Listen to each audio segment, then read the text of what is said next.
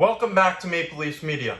I'm Jake Varco, and today we have a pretty big discussion ahead of us regarding William Nylander and his current contract situation with the Toronto Maple Leafs. The two sides are reportedly not close when it comes to this contract negotiation. William Nylander wants a contract in the ballpark of $10 million a year, and the Toronto Maple Leafs reportedly aren't willing to offer that up. Brad Treliving and this new front office, they have some big things to deal with, and William Nylander, $10 million, that could be detrimental to this team's success going forward, as you have negotiations with Austin Matthews coming up at the same time. You got to figure out what's going on with your goaltending situation next year. Ilya Samsonov is still a restricted free agent, and there's other ways to improve this team still. So the big question is, should the Toronto Maple Leafs trade William Nylander? There's been plenty of trade rumors. I'm sure you've seen them. William Nylander, where's he going to be traded? Is he going to re-sign in Toronto? And there's a lot of big questions surrounding this whole thing. Listen, I have no doubt that William Nylander can bring in $10 million on the open market in free agency. I believe that there is a team out there. I'm certain of it. I'm certain there's a team that would pay William Nylander $10 million a year to play for their team. He averaged over a point per game last year, 87 points with 40 goals. That is a solid player, solid production, one of the most talented players in the National Hockey League. He's not the most consistent guy. 87 points this year. That's pretty solid. He's a highly talented player, one of the league's top playmakers from the right wing position. I'm sure he can get $10 million somewhere.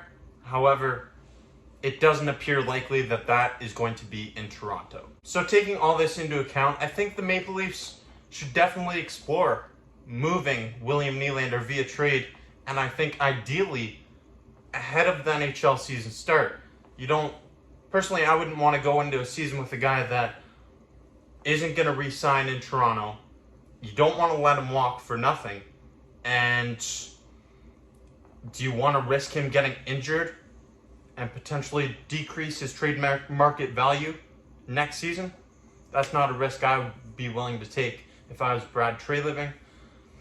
It's either sign him or trade him. As mentioned earlier, the Leafs still need to reach an agreement on a new contract with Austin Matthews, and that is by far priority number one for this team. They need to figure out their goaltending situation ahead of this season with Samsonov as a restricted free agent.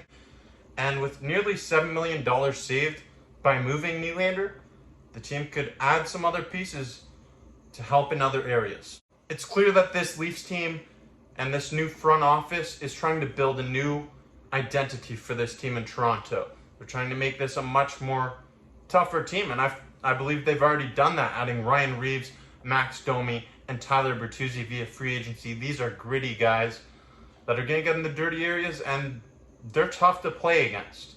So maybe, just maybe, in a trade involving William Nylander, you go ahead and add a big bruiser at the blue line, a defensive defenseman, and possibly another forward to fill a role somewhere in the middle six.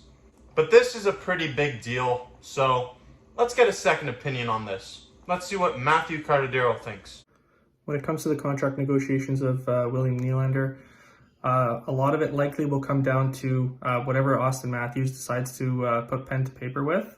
Ideally, that's probably looking in the McDavid money range, whether that be 12.5 or 13 or potentially even more if it's a longer term deal.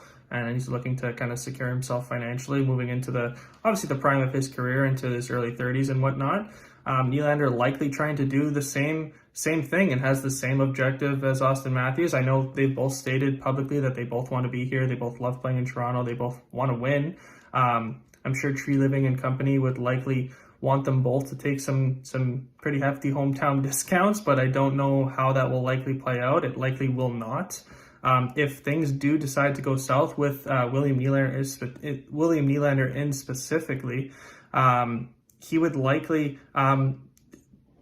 negotiate his way out of Toronto, unfortunately.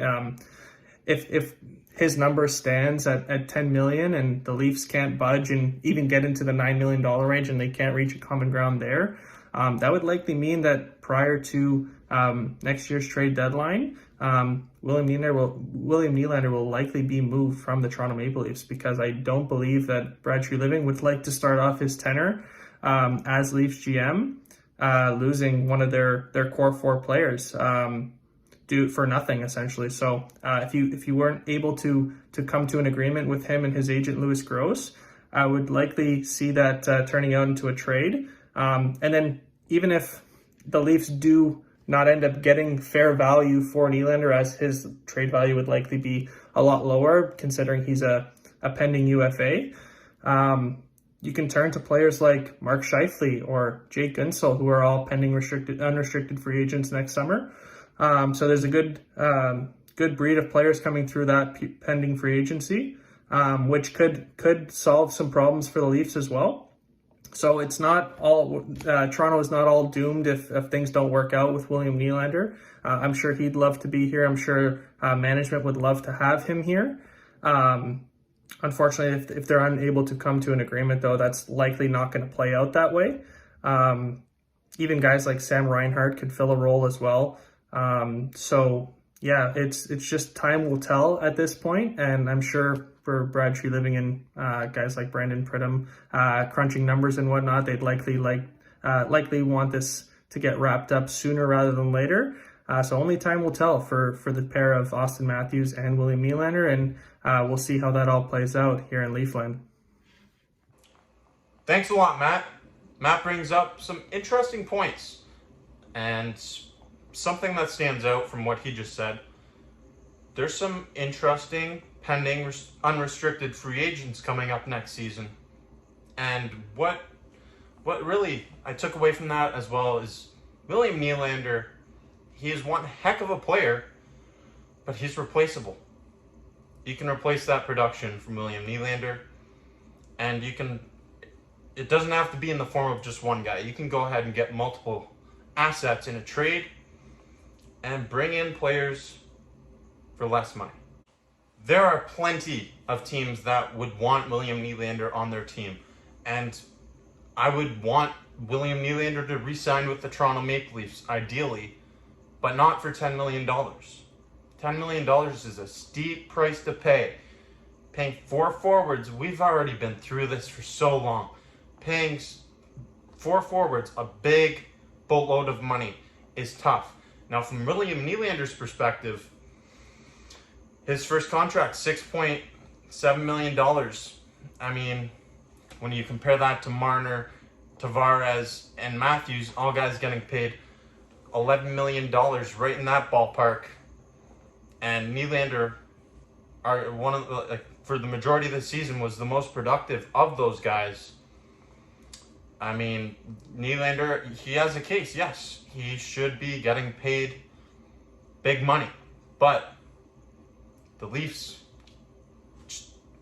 doesn't appear that they can afford that situation again. It's completely understandable for Nylander to want to get paid, especially in a sport where you don't have the longest career. And this is going to be probably going to be the biggest contract payout that Nylander gets in his career. So this is the time for him to cash in, and I completely respect that. So I think Nylander should be looking to get paid, but it might not be in Toronto. But I want to know your thoughts on this situation regarding Nylander's contract negotiations, and if you think the Toronto Maple Leafs should part ways with Nylander via trade, when they should do it. What would you like to see the Leafs bring in return? Let me know down below in the comments section, and if you haven't already, make sure you subscribe to the channel, check out other content, and stay tuned for more stuff coming your way here on Maple Leafs Media. Thank you for watching. Until next time, I'm Jake Varco.